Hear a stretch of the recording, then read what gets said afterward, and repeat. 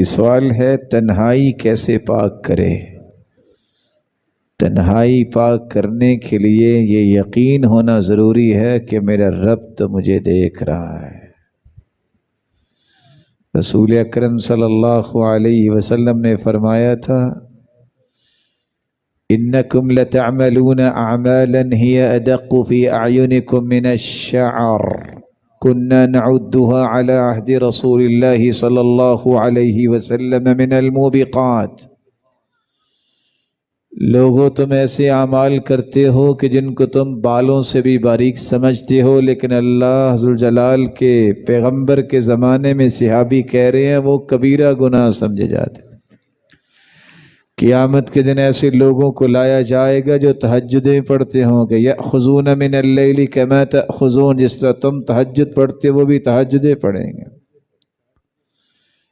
لیکن اعمال ایسے ہوں گے جب وہ کہیں تنہائی میں ہوں تو اللہ کی حدوں کو پامال کرنے سے باز نہیں آتے۔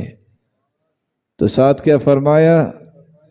فَيَجْعَلُهَا اللَّهُ هَبَاءً مَنْثُورًا، اللہ ان کی زندگی کی ساری باتوں کو دھول بنا کے اڑا دیں گے۔ تنہائی جتنی انسان کی پاکیزہ ہوتی ہے اتنا انسان اللہ کے ہاں مقام حاصل کرتا ہے۔ اس لیے یاد رکھیے گا جس نے ظاہری گناہ کیا اسے ظاہری سزا ملے گی۔ امام ابن القیم کہا کرتے تھے جو باطنی گناہ کرتا اسے باطنی سزا ملتی ہے۔ باطنی سزا کیا ہے؟ کبھی دل کا سکون نہیں ملے گا، چین نہیں آئے گا، پریشانی ختم نہیں ہوگی، ڈپریشن ختم نہیں ہوگی۔ اس لیے ظاہری اور باطنی گناہوں سے اپنے آپ کو پاک کرنے کے لیے یقین کیجئے کہ میرا رب مجھے دیکھ رہا ہے۔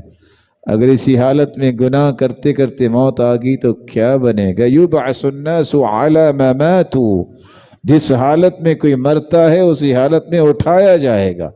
حج عمرہ کرنے والا احرام میں فوت ہوتا ہے تو لبیک اللہم لبیک کہتا اٹھے گا۔ کوئی ٹائر کھولتا ہوا فوت ہوتا ہے تو قیامت کو یہی کچھ کر رہا ہوگا۔ اور اگر گناہ کرتے کرتے اسے موت آ گئی تو اسی حالت میں ہی اسے اٹھایا جائے گا۔ اللہ ذوالجلال ہمیں ایمان کے ساتھ رکھے۔